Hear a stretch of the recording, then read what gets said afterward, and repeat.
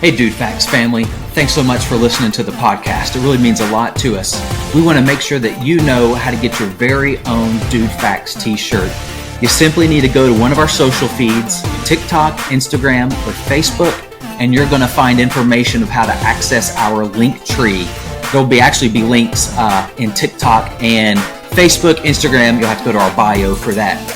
But once you bring up Linktree, a button there's going to say merch. Simply click that and it opens up our merch store where you can order your very own new podcast t-shirt.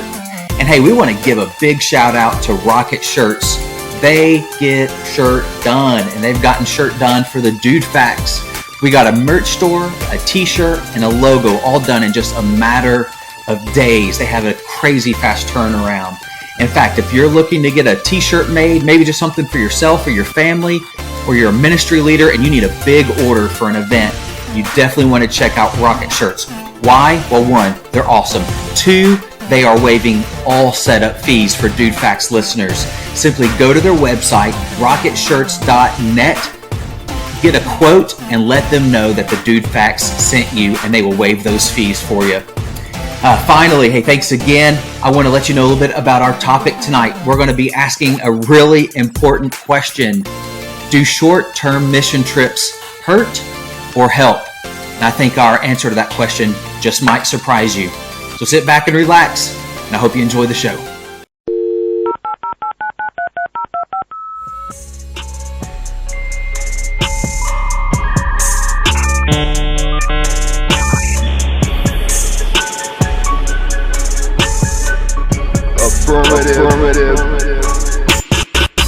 Welcome to the Dude Facts Podcast. Four guys united by their love for coffee and corny jokes come together to talk about Christian culture and the ups and downs of ministry. So sit back, relax, grab a cup of joe, and enjoy. The podcast starts now.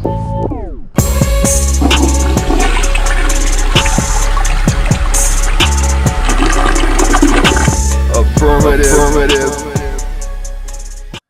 All right. Hello, everyone. We want to welcome you to the Dude Facts Podcast. Thanks so much for joining us today. My name is Josh, and with me, as always, are my friends Ryan, Jeff, and Grant. And we do want to say happy St. Patrick's Day to you.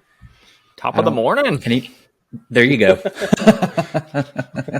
Or evening. Everybody has some green on. That's good. Oh, yeah. Nice. Ooh. Yeah. Oh. All right. Are those Celtics? They are. Nice. Is that like a Celtic? I'll show you my green underwear. We can save that for the after show. That's right. So we'll definitely talk a little St. Patrick's Day because we're actually recording this on St. Patrick's Day. You're hearing it a few days afterwards, but we didn't want to leave that good old church planting missionary high and dry. So we're going to talk about that a little bit. And our topic today, it's I think a really important topic. We're going to talk about short-term mission trips, things that probably most of us have been on. If you're a ministry leader, you've probably led one. But the question is that traditional model of short-term mission trips, is it really helpful or does it harm more than it helps? So I hope you'll stick around and listen to that discussion later on in the podcast. So you guys got any special plans to celebrate this British missionary that was kidnapped at 16 and sold into slavery in Ireland? I'm going to banish all the snakes out of my house. There later. You go. So you've actually had to do that before. I have, yeah. I've killed many a rattlesnake and stabbed some other snakes that were probably actually helpful, but they were just snakes, and I didn't want them around my house. I don't think there is one that's helpful. They are all terrible. So is a podcast recording this the way you're celebrating today? Because it's me. That's about all I'm doing. Yeah. Wearing green. That's right. This is the only shirt I have that Savannah, which apparently is like really big St. Patty's Day city, which I did not know about. But they were gearing up. It looked like it was going to be nice and festive and busy after we left. So the Savannah bananas, were they green bananas? I'm sure they are this week. Yeah, that's good. I have a theory that they're plantains. They're not. That's what I was going bananas. to say. I think that's what they are. Yeah, plantain. They're just not ripe. Does it rhyme? Make mofongo. There you go. That sounds delicious. Yeah, It does sound good. which we've had on a mission trip, a short-term one. Yes. I've had a lot of that on mission trips. Yeah, Getting fat on mission trips. that's what it's all about. That's what it's Or all is it? about. That's what traveling's all about. Eating good and gaining weight. I don't think I've been on a mission trip to Puerto Rico where I didn't come back heavier than when I got there. Some of that's just from the constipation, but a lot of it's the food. Josh and I went to Puerto Rico to do a purity conference, and we went to a Puerto Rican barbecue. And it was where you had to eat, and if you didn't eat, they would be offended. And they just continued to feed us food. And if I was smart enough, I would have had that picture queued up and ready. But no, actually, you can see it on the intro. So if you're watching the YouTube version, watch the intro. And there's this picture where you see Josh just completely miserable. And it's because he's eaten like his entire body weight in like Puerto Rican pork. Sounds like a great almost. way to die. This is how much. This is how much food they gave us that when they began to put like more food on the grill about midnight, I may have wept some, and it wasn't tears of joy. It was I just couldn't do it anymore. That's right. Pork is my love language, so I was just overwhelmed. Yep. Are you sure it was tears, not the meat sweats? It was probably both, honestly. Yeah, Sure, combination of. His tears actually tasted like pork. Of all the times I've gotten the meat sweats, I think the most aggressive times were in Puerto Rico. So. Yeah, I will be celebrating St. Patrick's Day in my traditional eye rolling. Because on St. Patrick's Day and every other day of the year, white people like to proclaim themselves either Irish on St. Patrick's Day or Native American the rest of the year. Because every white person I know is 1/16th, but no one can prove it. Right? That's true. That's true. James Welch brought the family name from Sligo County, Ireland during the potato famine. But we're Americans. Wait, so you do have some Irish in your That's lineage? where the name came from, yeah. Ah, okay. But who cares? We thought that would American. come from Wales, like being Welsh or Welch. Indeed. There are two theories about the family name. Because James and his wife Anne brought it from Sligo County, which is Republic of Ireland. So if you're choosing so not sides the real on Ireland. Yeah.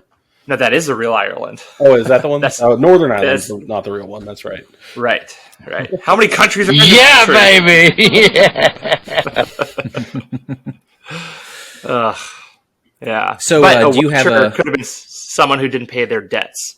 So an idea is that they were Welchers who changed it to Welch. Ah, Do I owe that any makes CP sense. money? you And then later on, they so much makes sense made grape now. juice. They did. Oh, gotcha. During Prohibition, actually. Oh, Really funny. Hey. That's where Welch's started to offer a non-alcoholic alternative to communion wine. exactly. So the Baptist Exactly. grape juice. Yes, Baptist communion was invented during Prohibition. probably. That's amazing to know. We're just going to say that's true. Let's just go with it. Yeah, that's another part of folklore. That's right. From St. Patty's Day that we can now Listen. attribute to. And we don't care about the fact checkers. Just keep the truth to yourself. Indeed. Don't Google one. We actually changed a lyric to sing "Water you turned into Welch's."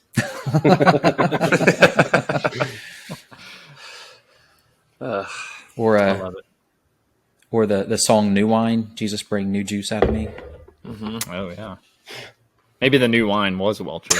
Yeah. Oh, that makes sense. I mean, if you take grape juice and leave it out long enough, I'm sure it will become wine. That's true. Unless it's pasteurized. That's what the Welch's did. Oh, yeah, that's true. Yeah. Is that They're what like, Jesus nope, did? no leaving this in your basement. Is that what Jesus did? Because clearly he didn't serve actual wine to people at a wedding. Not They enough just drank that they some would forget. fermented. Maybe it was pasteurized. Hey, Where is it? Where is it? Where is it? Jesus, Jew. well done, Grant. We're going to get a lot of use out of that one. Yes. Oh, yeah. So many great opportunities for a Jesus juke. Indeed. Definitely. All right, so it's St. Patty's Day. Also, the NCAA tournament is entering for us its second weekend, wrapping up its second weekend for you guys. How's everybody doing on their bracket? Crap. Terrible. Hey, my final two are still there, so we're good. Okay. Oh, that's good. Yeah, mine is basically... Mine are too. Somebody left a turd on the bathroom floor. Yeah. Is that how good your bracket's going? Yeah. Not as bad as Joe Biden, who I saw picked Arizona, and they already lost in the first round. So, well, didn't he pick? Didn't both the teams he picked lose? And Virginia? Well, he also had Virginia, I believe, in the Elite Eight, and they also got beat by Furman. Okay. So don't follow sounds like Joe a nerdy for guy's your last name. Furman. Yeah, and their mascot's the Paladins. I don't even know what that is. I don't either. Is that like a Pokemon? I think so. I'm pretty sure a paladin is like a religious warrior of some kind. Well, we should know what that is then. We should. Sounds like your job, Jeff. It's Bob Watson. It's what chaplains used to be called. Yeah, that's right. Actually, I've been thinking about Jeff all week. There's like a group of 30 dudes from our church on Sunday playing airsoft, like together somewhere in Oregon. And I was joking that I was going to be let me be the chaplain. I'll run around with holy water and just like spray people. I'll spray the hell out of them.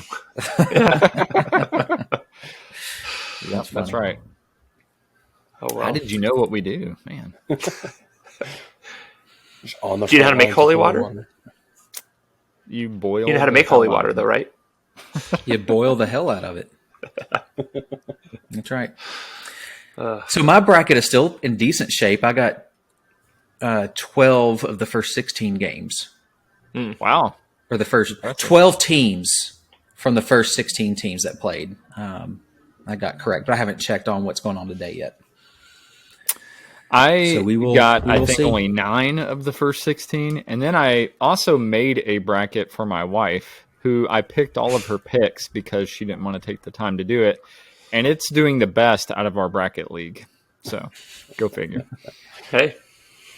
Now that you said that, I need to check my wife's because she just did the autofill in the group we're in. I need to see how well she's doing. Just picked all chalk. So we have our own bracket contest that I can introduce right now. We are doing here on the Dude Facts podcast the March Madness of epic movie characters fighting each other. And we're going to ask questions like, what if Luke Skywalker fought Captain America? Or how about Jason Bourne versus John Wick? And so we have this March Madness contest that we're going to have all of our listeners participate in. And we've pulled characters from 4 different divisions. We have a superhero division, which is like Superman, Iron Man, Thor, Wonder Woman. We have a people that are hard to kill division, which is like James Bond, Bruce Lee, Ethan Hunt from Mission Impossible. We have a nerd division, which is like Gandalf, Voldemort, Sonic the Hedgehog. And then we have a Star Wars division, which is like Darth Vader, the Mandalorian, Obi-Wan Kenobi. We mixed up all the divisions, though, as we made the bracket because we thought it would be more fun to have like characters from different universes fight each other rather than just like Star Wars versus Star Wars and Marvel versus Marvel. And so we have 64 participants. Man. The regions are the Dollop region. We have the Whittle region. We have the Dad Joke region, and we have the Hunt Brothers region, which features Ethan Hunt. See what I did there? But yeah, it's going to be fun. We're going to reveal all the brackets on our social media. As you're listening to this, it's going to be today. And listeners, help us pick the winners by leaving comments and telling us who will win the matchups. And for the next few weeks, as the tournament, March Madness is going on, we'll be revealing our results here on the podcast and maybe in some other special videos on YouTube. So listen to that. And then we'll reveal the winner on the night of, or the day of, the actual NCAA championship game. So, gentlemen, just to get us to play this a little bit, who would win a battle between Kylo Ren and Batman, which is one of our first round matchups? Batman. Yeah, I'm going to go with Batman. Yeah, I think. But he doesn't have a lightsaber. I think Kylo Ren's downfall is he's got some emotional problems. Of course, Batman does too, but his emotional problems make him, freaking awesome. Yeah, they both have issues Batman with their uses parents, his emotional right? problem. I mean, both of them have parental issues. So yeah, Batman's parents died, but Kylo Ren murdered his parents. Yeah. Spoiler alert. Spoiler alert. Spoilers. Gosh. Yeah. I don't know. I think that just from watching Kylo Ren in the new Star Wars trilogy, I don't think Batman would ever get touched by the lightsaber. You're saying he's not very good with it? He doesn't seem to have the most effective fighting styles with his lightsaber. Yeah. I could see that too. I mean, Kylo Ren might try to use the Force, but Batman has probably invented some type of Force protection like bubble to where it would just be ineffective, and some batarang will come out of nowhere and stab Kylo Ren in the head or something. Well, he's bought. Like, he didn't invent anything. He bought it, right? That's true. So it's really, do we want an emo kid with money or an emo kid with power? Yeah. I don't know. I mean, he bought the materials, but he did also invent it. He's a genius billionaire. But the one thing that Batman has that Kylo Ren doesn't is Alfred. I think that's the wild card, honestly. A British butler. If Kylo had that, who knows? Yeah, Kylo needs a British butler. I mean, I think he'd be less emo if he had the British butler. That's the thing. Yeah. He wasn't raised by a good parent. I mean, could you just imagine him going around with an Alfred type character, polishing his lightsaber for him? Kylo Ren followed by Michael Caine. A little too far, cross the line. All right, so what's another one you got? Conversations that are going to happen, through all of this. So, it's going to be a lot. Can you give us one more example? I think we got a little time. So, what if Gandalf took on Voldemort? Ooh. So 2 from the nerd category there, but yeah. They're different characters? They are. Oh. Is this gray wizard or white wizard Gandalf? That's a good question. Because I think I would choose depending on that. Because what if Voldemort took him out, but then he came back as Gandalf the White? Oh, that's true. That's true. These are going to be some tough decisions for people. What about Ethan Hunt versus Chewbacca? I mean, that one's hard. I mean, he does rip people's arms off. That's right. But Ethan Hunt has died and come back. It's true. I'm thinking that he could have his arm ripped off and he could just sew it back on while he's fighting him. And Tom Cruise will probably do that because that's what he does. Yeah. Was it Voldemort or Dumbledore?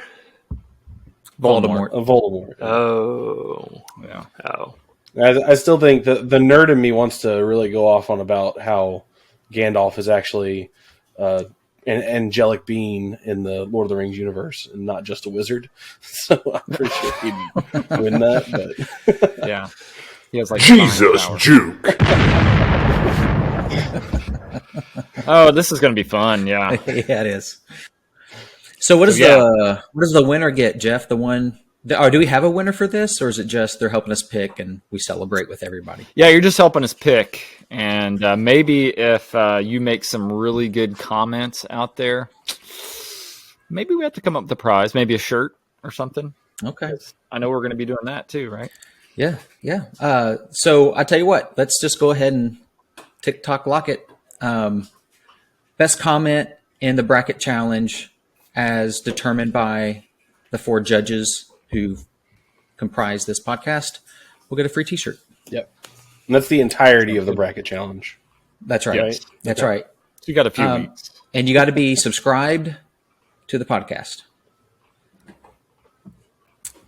Not just leave a comment. That's right. All right. But if that's you don't awesome, Jeff. Thanks for pulling that together. Always go buy a t-shirt. Oh yeah, I'm excited. You can. All right. Well, speaking of comments, Ryan, you got anything good come in this week? Yeah. So we had some great comments. I guess a post that we were tagged in from our listener David, who and we talked too. about before in reference to the dollop.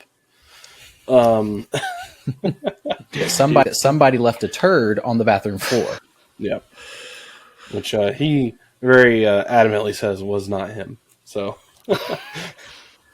yeah, because we had view. Because another listener thinks it was him. Yeah, I believe Tad thinks it was David. So yeah, David, I think has been listening through the back catalog here, catching up to our current episodes. So I'll read a couple of his comments off here. So in reference to our, was it episode 2, the pizza episode? Is that right? Like 3, maybe? 3? Yeah, one of the early ones. So David said, listening to the Ode to Pizza, said Luigi's Cater My Wedding, which I believe we talked about Luigi's Pizza. They're pretty good here in Clarksville. But most appropriate to this episode, every night when I get done closing the gym around midnight, I'd stop at Mapco and get a Noble Romans and eat the entire thing. Then every time, without fail, I'd wake up at 2 a.m. and throw up. Which I'm going to say it's probably because it wasn't Hunt's Brothers hunk of pizza. You need to get him a hunk. Yeah, everyone needs a good hunk. Especially at 2 a.m. I'm dead sexy. Nothing like warming up at 2 a.m. with a sweaty hunk.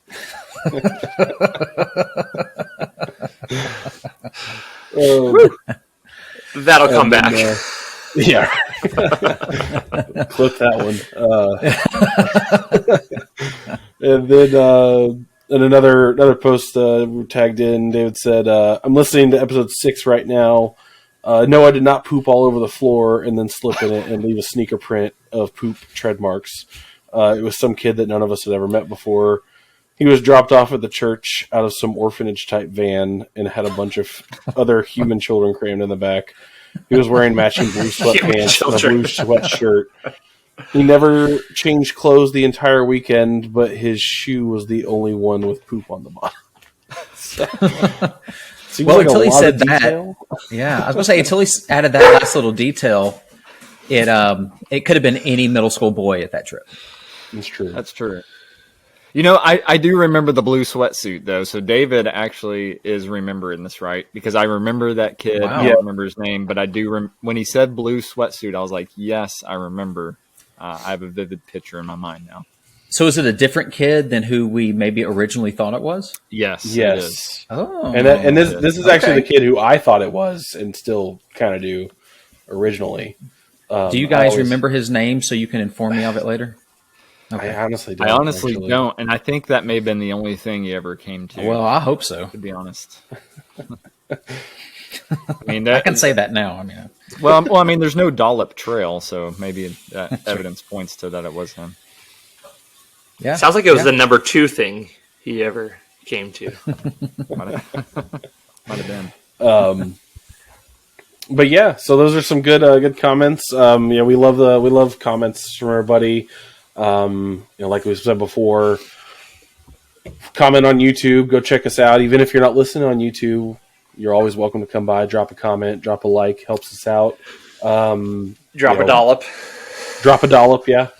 Down below. That's what we can call liking our stuff now. Just dropping it out on the table, and I ate it like a sandwich.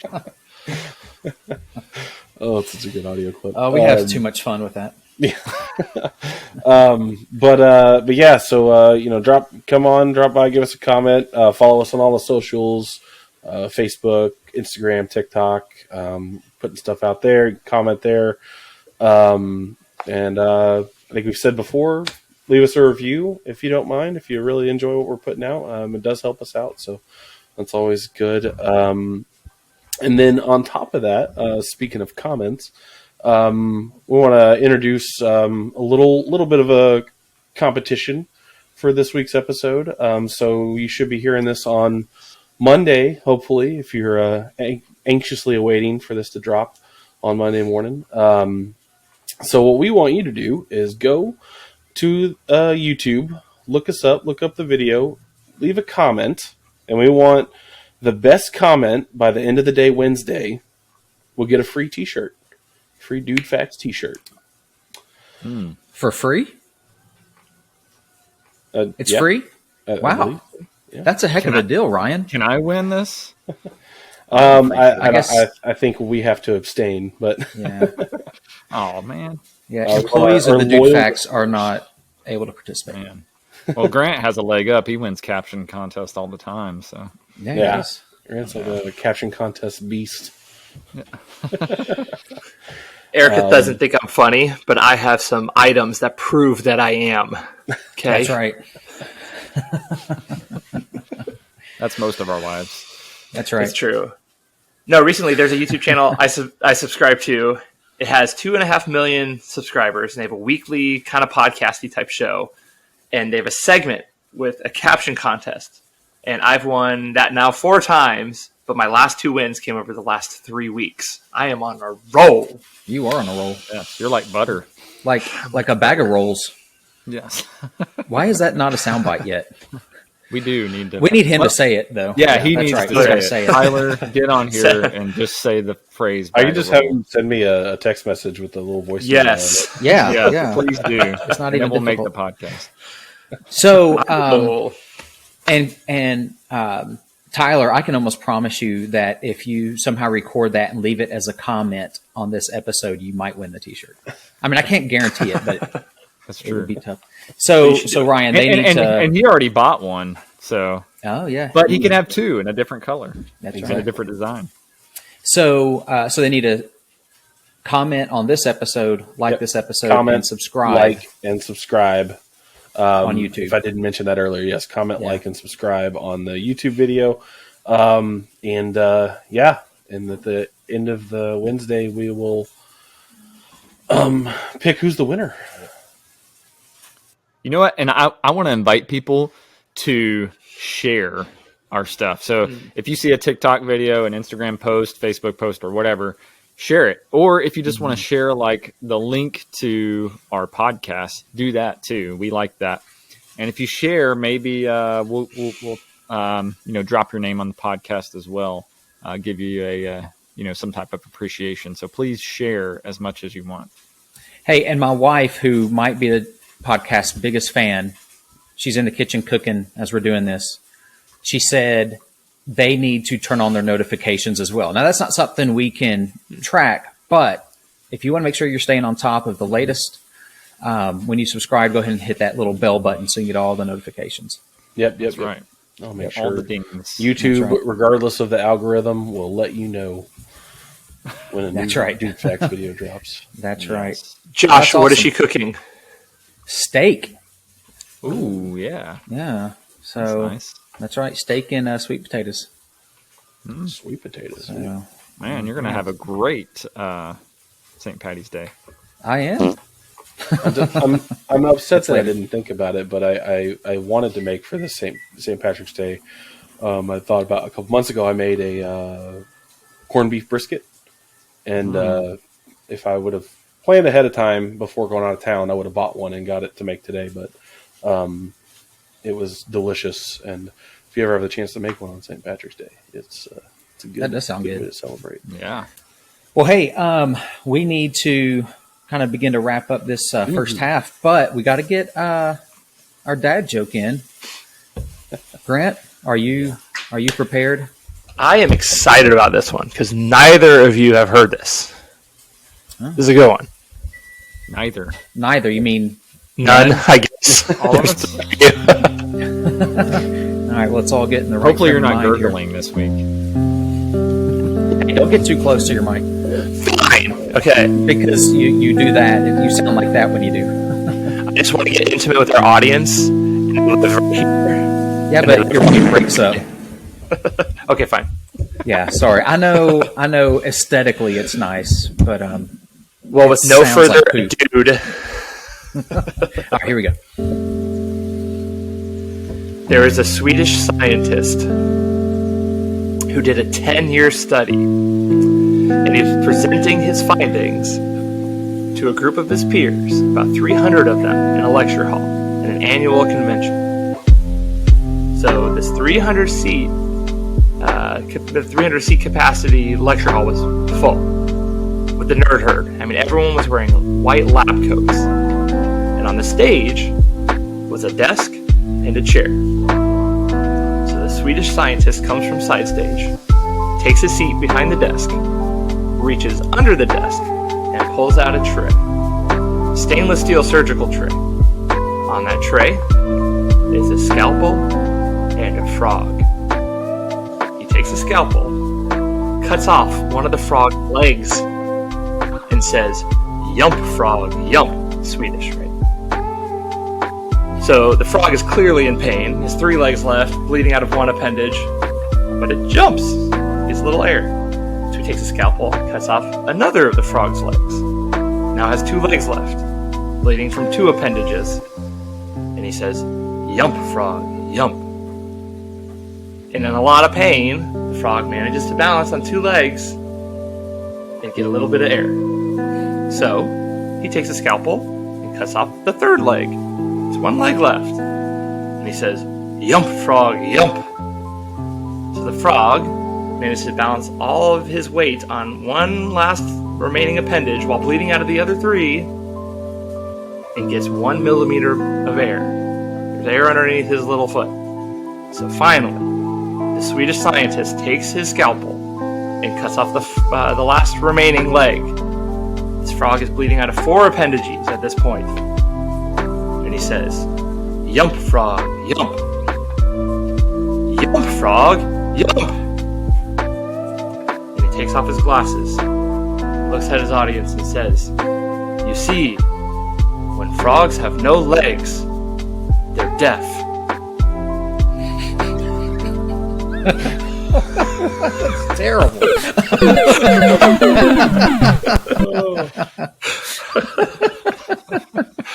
See, Erica said that one was dumb. Oh, that's a long joke to get to that payoff. Wow. That was great. Wow. All right. Isn't well it? Done, Grant. Yeah. I mean, for a dad joke, it's fantastic. Oh, it's so good. Well, we want to thank you for listening to the podcast. Thanks again for being here with us. In just a moment, we are going to jump into our topic and look at the question. We're going to jump into our topic. Thank you. And we're asking the question: are mission trips really helpful, or not? Or are they hurtful? So we're going to talk about that in just a minute. Stick with us. We'll be right back. So hey everyone, thanks for listening to the podcast today. Remember, go get a Dude Facts t-shirt, and special thanks to Rocket Shirts for putting those together for us. Remember, you can get your own deal with Rocket Shirts. Go to rocketshirts.net and tell them Dude Facts sent you. Hey, we're so glad to have you listening to the Dude Facts today. Thanks so much for being our guest. We are excited and humbled that you would put up with us and listen to our discussion here today. It's tonight when we record. Today, our topic is short-term mission trips, and are they helpful or are they hurtful? So we want to jump in to that topic and just kind of see if we can't give some input into that. Because we know, I know all of us on the podcast, we've been on several mission trips, whether we've gone as youth or as ministry leaders. We've done that, and I know many of you listeners have done the same. If maybe you're a past student that we had, you've been on those, or as a young kid you went, or maybe you're a ministry leader right now and you're planning mission trips for your church or your ministry group. I think it's very important that we answer this question, if they're helpful or not. And if they're not helpful, what does that mean for us? What are the consequences of that? Very important topic. But we wanted just to share some of our experiences there as well. Jeff, you were saying that you and Ryan in the past have been to China. Oh yeah, a couple. How many times have you been? We went to China once. Oh, just once. Okay. And it was in 2008, the same year of the Beijing Olympics. Had some very interesting experiences. One of the cool things is, and this is the serious story that I'll share before we share a couple funny ones, but got to share the gospel with 2 college students while I was there. Who had never, ever heard the name of Jesus, which blew me away because you would think, especially in a metropolitan city, college students, educated, that they would at least have some knowledge of Jesus, but got the opportunity to really share a bottom line up front of all of Scripture, which really just became Scripture is God's redemption plan for mankind with a couple of college students, which was very exciting. But we had some interesting cultural experiences while we were there. One of the stories I remember is getting into a cab one time. It was me and Ryan and a guy named Josh, not this Josh, but another guy named Josh, who's probably like 6'3", 6'4", really just big all over type dude, Texas boy. And another student of ours, Brittany, and she was the smallest of the group.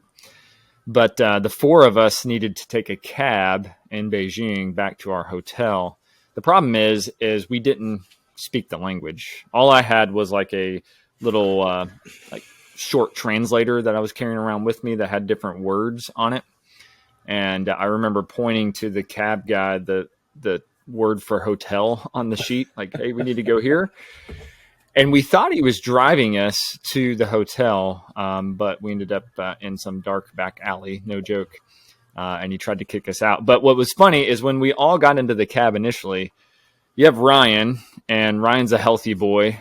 Josh, who is a very big boy as well. Both of them get into the cab, and I'm sitting in the front, and the cab driver, who doesn't speak a lick of English, turns around and looks at Ryan and Josh, and he just goes, "Whoa." It was like he's blown away. And anyways, he starts driving us to what we thought was going to be the Super 8 motel, which is where we were staying. Instead, he literally drove us to this little Chinese alley in the middle of nowhere. And there was this door in this alley with the number 8 written on it, looked like with a marker.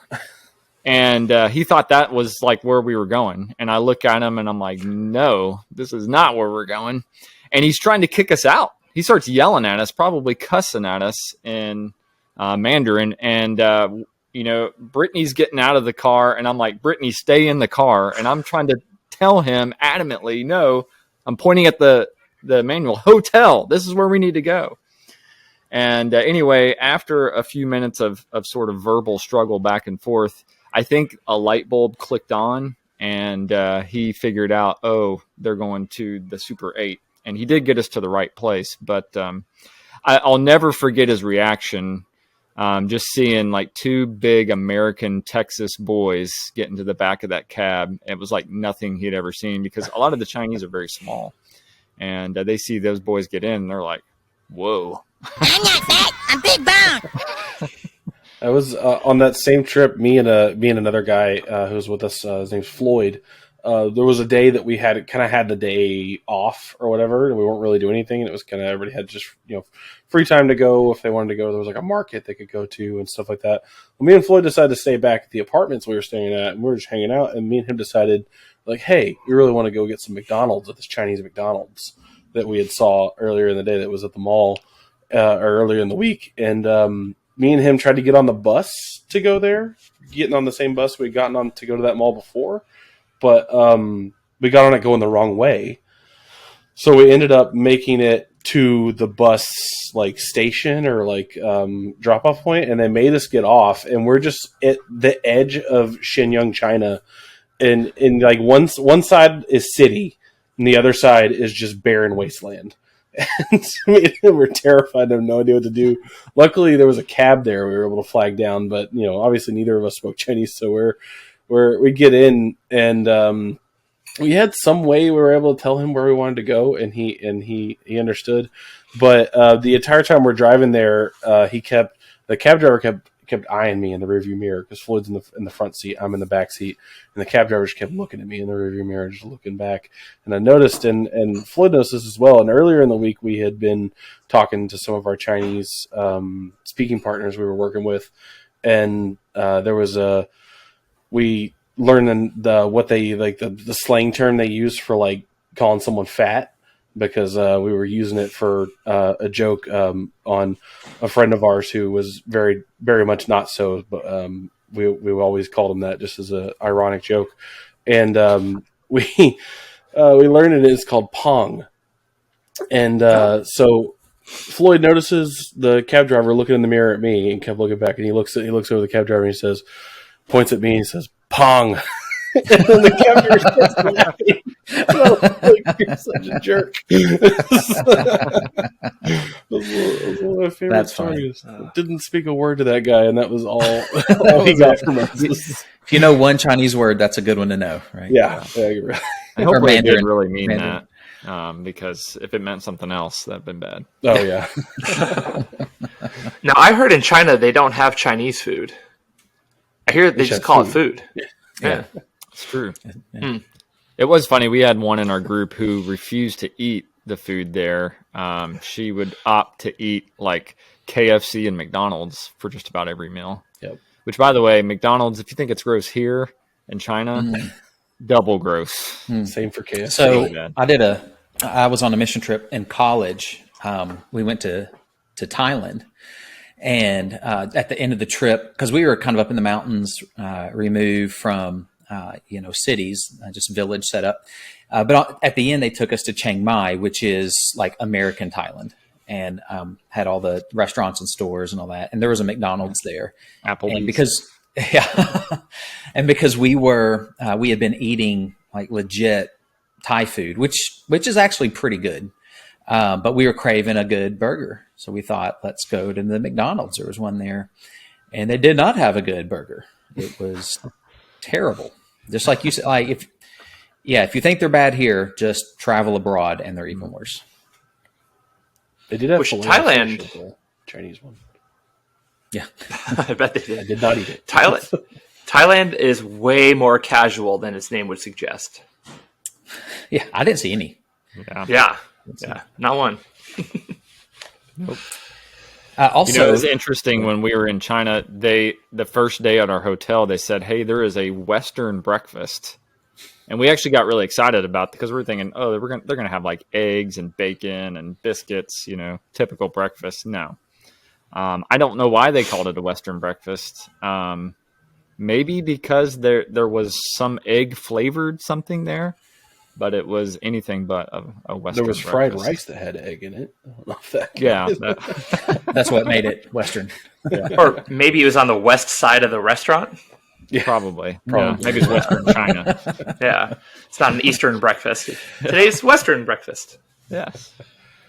Before we really jump into the more serious part of the conversation, I do feel like we need to, Jeff, let people know that when we went to Puerto Rico to teach the True Love Waits conference, that they had another act there, actor, whatever, that opened for us, and they were rapping clowns. Yes, right. The most random. Because when you think of who needs to open for two American dudes teaching Puerto Ricans about purity, it's rapping clowns. That's right. It was a natural fit, I thought. They thought it was the same genre. Yeah. A bunch of clowns that rap. We're two clowns and we try to rap. Yeah, so it's not too far off. We just don't wear the makeup. Yeah. Wait, where is it? So as Freddie was like communicating to the church that was hosting this, he's like, yeah, they're just clowns that rap. And they took it seriously. He's like, oh, well, we should also have clowns who rap. I don't even know if he gave us a warning for that. He just said, yeah, there's going to be some music. And then like the day before, he's like, yeah, it's clowns that rap. Like it was no big deal. And we're like, hold this is the normal. Are you serious? Clowns that rap? Oh, yeah, they were. Oh, man. And they had a little fun with us too. They were like trying to mess with us, and obviously we don't speak great Spanish, so I don't know what they were saying about us, but it probably was not good. Probably not. Yeah. But they fed us well, so there's that. They did. They fed us a whole lot. A whole lot. Well, let's jump into this question a little bit because it may take some time for us to break down and discuss. So we love serving. We love the mission trip idea. It's something that the church has done for 2,000 years in some form or fashion. Gone on a mission. We had missionaries. I mean, Paul was called a missionary, right? And he had missionary journeys. But there's a concern that maybe what we would call the traditional short-term mission trip that we've all probably been a part of is it really healthy? Is it really helpful? But maybe to get to that answer, maybe we should just ask the question. I'd love to know kind of what you guys think. What do you think the goal is when we take a group on a mission trip? What would we say traditionally what the goal would be, and if we accomplish this, then it's been successful? And maybe not specifically for where you are right now, but maybe just in general. To have activity they can come back and share, so the people leading the trip can pat themselves on the back and say, we evangelized last year. Get off my back. That's right. So the selfie with orphans. That's what it is. So the pastor gets a Sunday night off from preaching, and we can do a report service. Yeah. There you go. Yeah. I mean, I just go to the Great Commission, which I know is an easy answer, but we're doing what we're called to do, which is go and make disciples, baptize and teach. Now, obviously, we can't do all this in one trip, but if our goal is to, one, go and do what we can while we're there in humility, but also to set up those locally to be able to do this and to continue this, then, I think we're on the right track. But one, it's about meeting a need. So we go to a lot of places, often that have needs, whether it just be a physical need or maybe just, physical and spiritual at the same time. It's serving people, not serving ourselves. We're not doing it so we can pat each other on the back, but, being a true added value asset versus being a distraction or even an entitled tourist, because I think sometimes that's sort of the thought is, hey, we're going to go and you have to cater to us because we're the Americans that are coming in. But instead saying, I'm going to humble myself and I'm going to do what I've been called to do. I'm going to love people. I'm going to share the gospel. And I'm going to do what I can to help set this place up, whether it be a church or a local missionary there, to be able to continue to do this long after I leave. And then brag about what God did, not what I did on the trip. Yeah, you mentioned that the Instagrammer on those trips, and kind of being the tourist. I do think a lot of times when we go, our focus maybe we've trained for a specific task or something we know we're going to do, but it is really easy, I think, to get caught up in the trap of trying to humble brag about doing something like that. And we've all been there. And so, we'll take pictures with these orphan kids or whatever, and we post it, us holding that baby or whatever. And really, if you scroll through my pictures on Facebook, you're going to see pictures like that. So what's the reason behind that? And do we really get out of the mode of serving others, and then it becomes just kind of a promotion of self? Here's what I did. Yeah, even when we took that trip to China, now there were opportunities to be a tourist a little bit, and I took those opportunities, one, to see a place I'd never seen, but also to learn about the culture, and also I think to expand my worldview, because literally standing on the roof of one of the apartment buildings there and just seeing apartments for miles and miles and miles as far as my eye could see, it gave me this deeper sort of a knowledge and appreciation for, wow, there are a lot of people here. I mean, you always hear China's got a lot of people, but wow, I'm seeing it. And by the way, these are a lot of people that need the gospel. But I remember coming back and doing that report to the church. And I had a lady that came in and talked, a lady from the church that came and talked to me the next day after that report. And she was a little bothered because a lot of the reporting in that service seemed to be more focused on the touristy things. Mm-hmm. And then I had a chance to talk to her and, tell her a lot of the great things that God did during that trip. But I think sometimes just by human nature, we're excited about seeing a new place and interacting with another culture, but we've got to remember the purpose in which we're doing this, and sort of sit back and ask ourselves, are we going to do this for the right purpose? Because we want to, blast out God's name on the marquee here. Not necessarily tell everybody, hey, I've done this or I've done that, or look at the great work I'm doing. But hey, here's what's got, what God is doing. Here's how you can partner to help God, or the kingdom in this mission, and to be a part of God's working in this particular place. And so I think we can't forget that as we're sharing about what we've done when it comes to short-term missions. Yeah, I don't want to keep other guys from speaking, but I completely agree with that.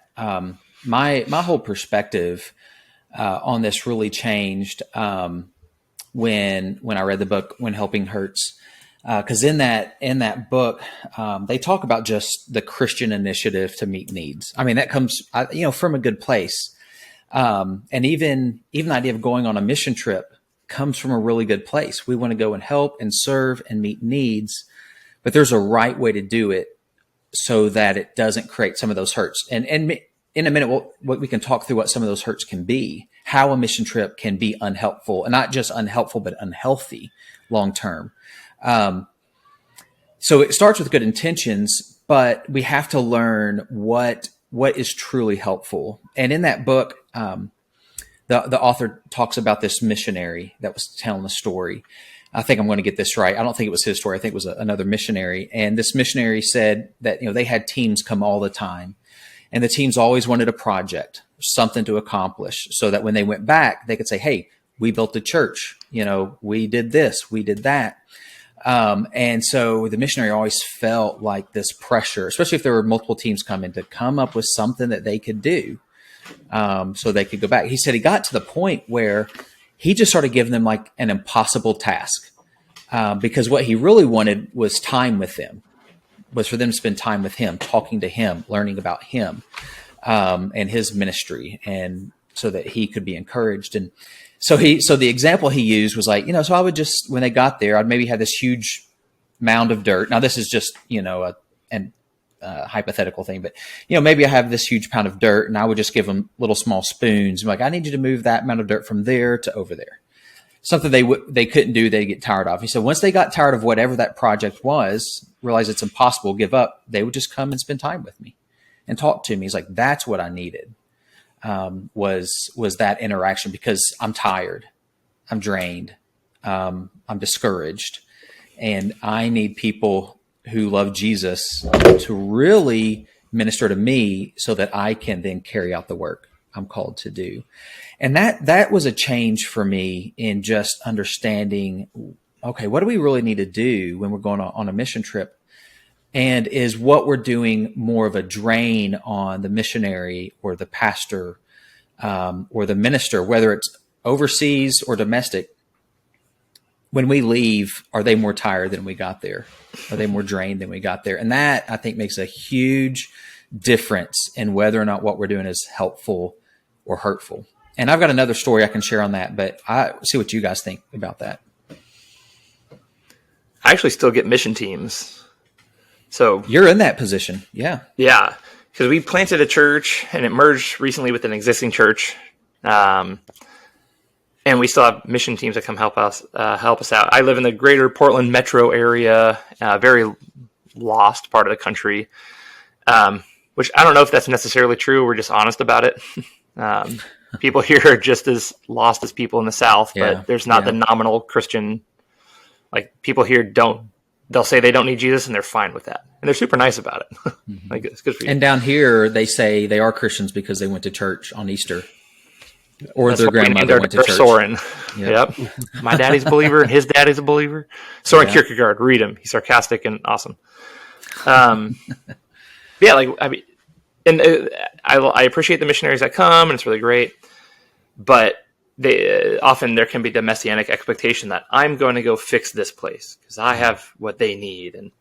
And yeah, you have the gospel that saved you. Yes. And that's what people ultimately need. Yes. But one of the things that I found very useful recently is I'll process with the teams that come. The first day that they get there, I'll have them fill out a form of what do they think of the Northwest? What do they think of Northwestern people? And stereotypes included. Come on, just what do you think? When your brain thinks Portland, what do you think? When you think Northwest, what do you think? And then at the very end of the week, when they've been out in our neighborhood and actually encountering our people, okay, so what was true, what wasn't true? I don't care. But I just want that to be an exercise for them to think that I'm wrong. I don't know everything. And God can do so much without me. He doesn't need me, but I can help.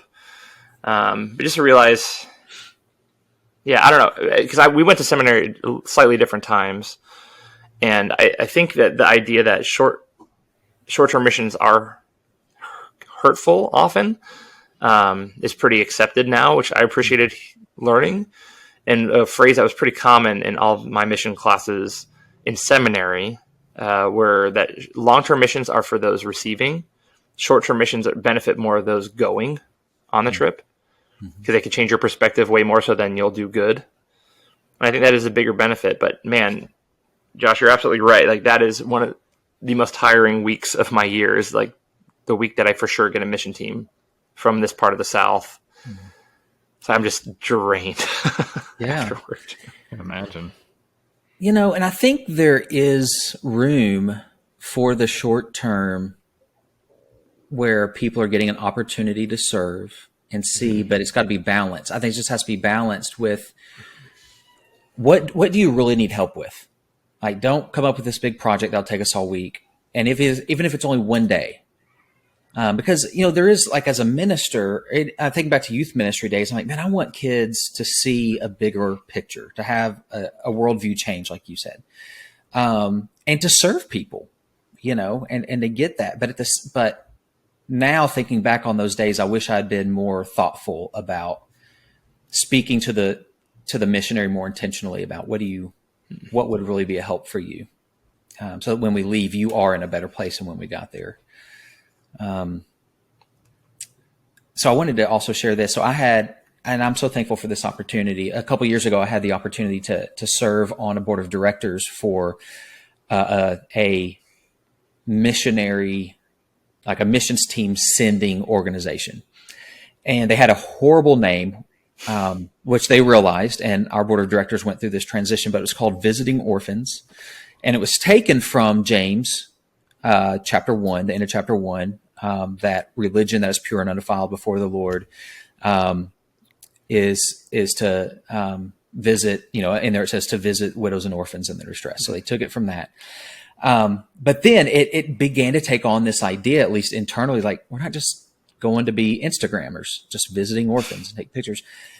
And they really wanted to transition to missionary care because they had several missionaries that were kind of that either came through that, they became missionaries, or were coming back and were hearing the great need for missionary care. So they were changing their name to Go Be Love.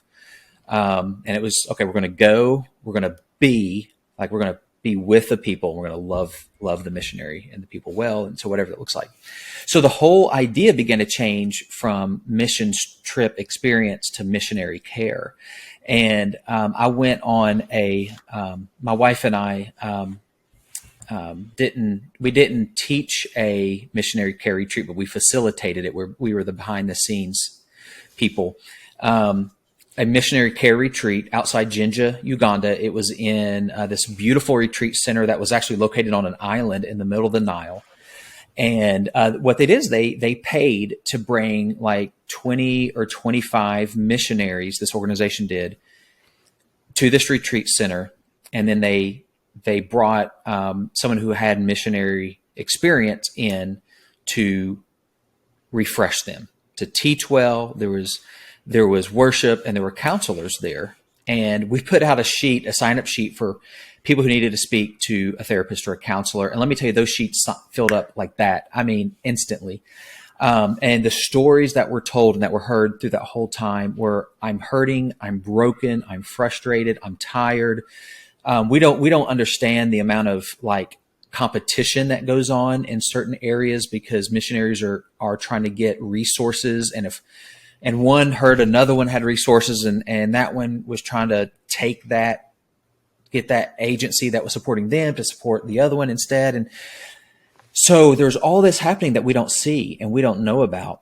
And then a team from the States says, we want to come and serve. And now they're doing, Grant, what you're talking about. Got to make it happen for them. And I get a little emotional talking about this, that what they need to be loved. That missionary needs us to go for them. And if we really want it to be helpful long-term, and that's what you said, if we want to do something long-term healthy, we have to go in mind with what serves the people we're leaving behind that are going to continue the work, whether that's a church planter like Grant in the Northwest or a missionary around the world. We got a good friend that is getting ready to come back off the field, that's in Uganda.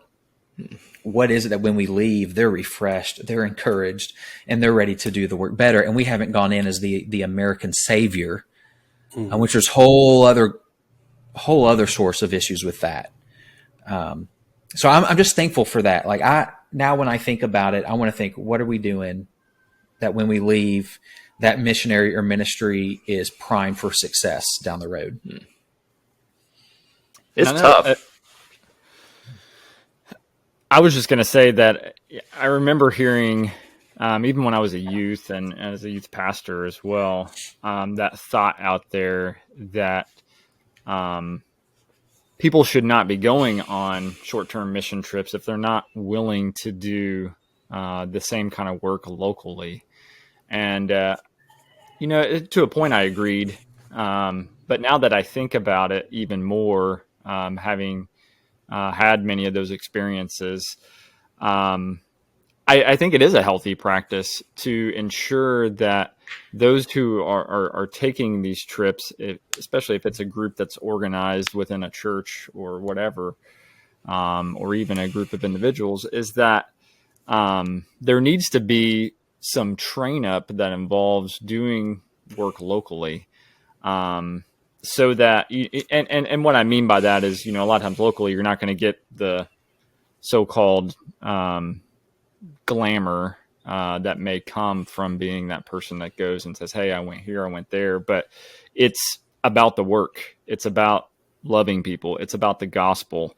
And that getting that into the frame of mind of people who are then going out other places, I think is a good thing, so that when they do go wherever, even if it's stateside, locally, or across the world, it's about those things. It's not about, again, going to be served, but to serve, and making sure that they're a value-added asset and not a liability, not a drain on that missionary, as you guys talked about. Well, it's interesting too, Jeff. You mentioned the Great Commission. I find it encouraging and sort of discouraging that immediately before Matthew 28, it says that the disciples gathered to worship him at the mountain he directed them to. So these are like the 11 remaining. Some happened with Judas. But it said, and some doubted. He got hung up somewhere. I don't know. He was hung up. But it says in chapter 28, Matthew 28, I'll pull it up in like 2 seconds. Yeah, it says, now the 11 disciples went to Galilee, to the mountain to which Jesus had directed them. And when they saw him, they worshipped him. When they saw him, they worshipped him. And some doubted. So this is people, like Jesus' closest 11 humans on earth, see the resurrected Jesus. I mean, they saw him dead.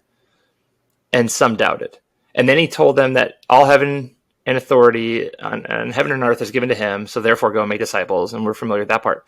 So then fast forward to the book of Acts, right? Jesus is about to ascend, chapter 1, Peter, like the main dude, like the guy on whom Jesus is building the church on, he said, I mean, Acts 1:6, right? Are you at this time going to build your kingdom? Implying here on earth. Like they still did not understand who Jesus was. And then the Holy Spirit comes and he says, you will be my witnesses in Jerusalem, Judea, to the ends of the earth. He repeats it. And it's not until the Holy Spirit comes that they do any kind of missions activity, but they do it in Jerusalem.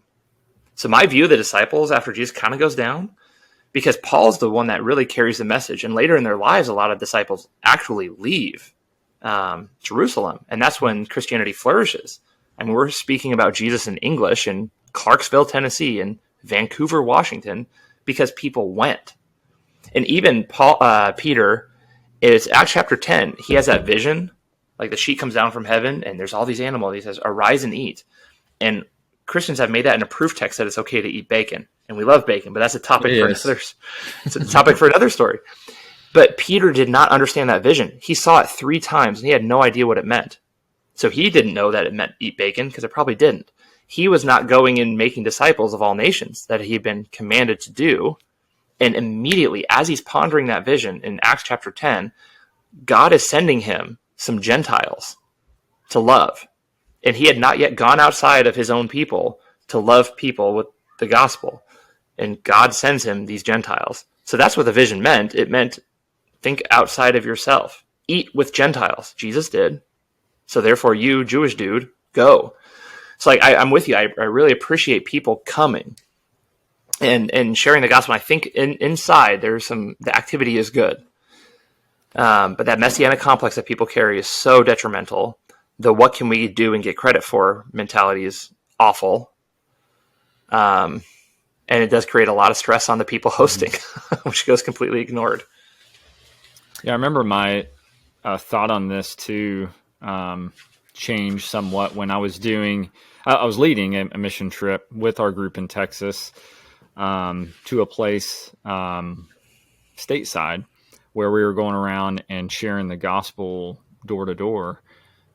Great work, but I remember being at the door of it was like a group of college students, and this girl answers the door, probably 19, 20 years old, and sharing the gospel with her, and praise God, she's very open to hearing the gospel, receives Jesus in that moment. And I get her information to be able to give to the church, obviously for follow-up, but my heart kind of sank a little bit in a moment that I wanted to celebrate because, she came to know Jesus and somebody who was lost is now found. But my thought is who's going to be following up with her? Who is now going to be teaching her the things that Jesus commanded? And the Great Commission says, go and make disciples, doesn't say go and make converts. Mm-hmm. Now, obviously, somebody converting to Jesus is a part of the process, but discipleship is so much more than that. And it was sort of a humbling moment. I think God used it to humble me to say, hey, yes, I mean, you did great work in my name, but there's still a lot of work to be done. It's not about, just saying I'm done, I'm complete, got another one. But, there's so much more that needs to go into the life of this young woman and in her relationship with Jesus. And so Paul is great reading Paul's letters because you see his missionary journeys and then his letters back to these people and the connections that he made, ensuring that there were people there ministering to people that he had left. And that's what I love reading about when I read Paul's letters. It's just seeing all the many relationships that he had, ensuring that this discipling was continuing, that, it's not just about conversion. It's about your life and ensuring that you're encouraging people to live for Christ continually and learn more about him so that they can go out and do the same. Teaching them to observe the great omission from the Great Commission, right? That's right. Teaching. From just my personal, experiences over the years with short-term mission trips, I found that a lot of times the focus from a lot of people is one of two things. It's either, hey, I'm going to go here and I'm going to complete this task, kind of like you guys were talking about before. But also you have the people that are like, I'm going to go to this place and I'm just going to basically, shout Jesus at people. Which I feel like there's an in-between of those two things that really can be helpful, is more like, hey, I'm going to go here and actually help these people and try to meet their needs. But also it's about relationships and, really getting in with those people and, breaking down those barriers that we have, that a lot of people have up to missionaries and the church to be able to share the gospel with them. And then also through that relationship, continue to foster that. And I think in that, if we have that as a goal, that in and of itself can help the people that we leave there behind, the long-term missionaries that are there, because we've begun those relationships and not just, talk to someone, we pray with them and then leave them. And then we're not sure if anybody goes back. I think it's important to kind of use our work there to make the work for other people after us or that stay there, make it easier for them, and not just have our focus be on a task, and make it more just about being with people and sharing Christ through our relationships and as we're going with them, and not just have it be about a once in a specific moment type thing. It needs to be about an ongoing relationship that we are creating with people as we're going on these trips. Yeah, that's right on. Because any work we do, they can do it. Mm-hmm. Like that kind of feeds into this American Savior thought, and which I want to talk about. But the project is okay, but you have to do it with the locals for it to be helpful. So a church I served in recently, they have a connection in the Dominican Republic and with an organization, and every location this organization serves has a home church in that neighborhood or that village. And so our church was assigned, we were assigned basically to a village and to a church. And so every team we'd always go back to that church and that pastor and that village. So there were relationships built, but they were intentional about, it wasn't just our team. There were members of the church, but also members of the community that were invited in, and we laid block together to build an extension on their church. So as you're doing it, you're having a conversation. And if they didn't speak English, they placed translators around or whatever. So there was a relationship built. And then whenever we'd come back into the community, people there would know us as we would go around. We would do home visits. That was a huge part of it. We go house to house, just talk to people. And once a church has been, or a team has been to an area 3, 4, 5 times, those people recognize the same people coming back. And then once you've been there 10 times, you're trusted. And you're picking up conversations, and so it's so important. And I wanted just to hit, while we still have a little bit of time, that American Savior thing that we have, and I may ruffle some feathers. It's even worse with the white people that go on mission trips. I know I'm triggered, but I know, but and they don't think I know a buttload of crap about the gospel, but I do. Perfect. Okay. Perfect. So, a few trips we've been to Uganda, to Africa in general. We've been there a few times with this missions organization, and these teams are trained to not give money or candy to people, because they have already been trained by white people specifically that we have money and the kids can get candy from us. So you don't do it. If you want to give money to a person or to a ministry, you give it to a missionary on site or to an organization on site that can then distribute it. So again, we're not the ones that when Americans come in like, oh, white Americans, they're going to give us money. And it's white people, because if it's black people that go to Uganda, they don't as quickly recognize, oh, they're not Ugandan. But you see a white person in a village, immediately, yeah, you're not from here. And there's a term for white people. It's Mzungu, which is kind of like a coarse type of word for. It's not very respectful. So as we're driving through in our open air buses, they see all the white people. You stop somewhere, kids automatically come running to this bus. Mzungu, Mzungu, Mzungu. And then they know 2 words, or maybe 3 or 4. Give me candy. Mzungu, give me candy. Give me money. And so this has been trained and ingrained that when the white people come in, that's what they're there to do. So they're excited about that. So so this organization is trying to kind of break that idea. And then anything we want to give, it can't be a Mzungu that gives money or a Mzungu that gives food or candy. It's the person on site. So we break that idea not only by not doing it, but partnering with a church and a pastor on site, ultimately that can distribute those things. But then Ryan, as you were talking about, and Jeff, you're talking about, can follow up with discipleship. So if we pray with somebody, that name gets to that pastor or that church, and then they're able to do the discipleship follow-up. So just some things I think as we want to move forward, if we want to do missions in a helpful, healthy way, that we just have to think about very intentionally, so that we don't hurt, but we help. When you use that word, I just couldn't help but think of Zingo. This would be a good story to maybe wrap today's podcast up with. You want to share that story, Jeff? You're a good storyteller. Well, and that there may be details. The rest of you guys can all fill in details as well. But I remember going to Puerto Rico, and that's one of the things you have to obviously be aware of when you go places is you're going to different environments, and you got to take the proper precautions, get the shots and all that good stuff. But we had a nurse who wanted us to be very, very careful so that we did not get the dengue fever, which is important. Puerto Rico. And so we had some, what did we have?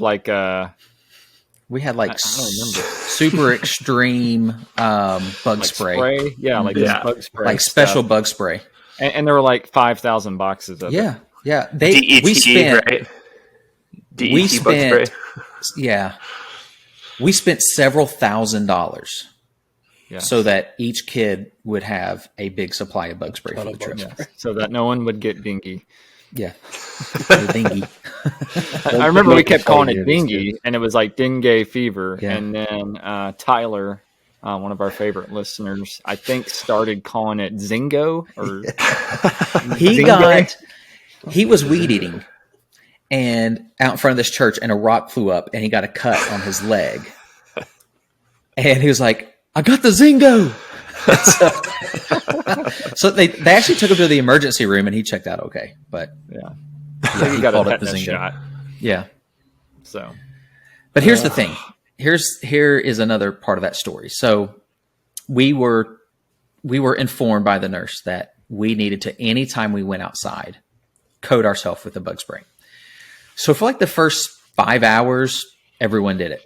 And then as teenagers are apt to do, they all stopped, as did a lot of their leaders, present company included, just stopped doing it. And so for the rest of the week, none of us wore it. We had been, some of us had been to Puerto Rico multiple times, and at that point, so we get back from the trip, and the only person that did it every time was like this nurse. Every single time she went outside. So we get back, and a couple of days later, she starts feeling not too well. Kind of feeling a little sluggish, a little fatigued, maybe had a little fever. So she goes to the doctor, and guess who has the Zingo? That's right. It would have been doctor? The person who coated themselves. Yeah. Now, I don't want to make fun of her getting it. I mean, it was tough for her for a long time. I mean, it can be, well, as somebody who has been through a chronic illness, it's tough. But I mean, it is just poetic that she would be the one that got that. Very much. All right, so don't get the Zingo. Yeah, beware the Zingo. That's right. It'll eat your baby. Moral of the episode: beware the Zingo. That's right. That's right. That's what we really wanted to get to. Beware the Zingo. All right. That was good. Great content, great podcast. Thanks again for sticking around and listening.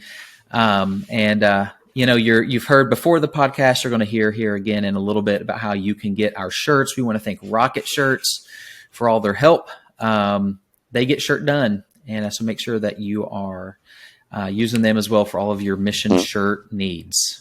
Where do they get done? Shirt. Hey, what do you guys in Tennessee call ICECREAM? How do you say that? Ice cream. And on that note, thanks so much for joining us. We will talk. We will talk to you next week. See you later.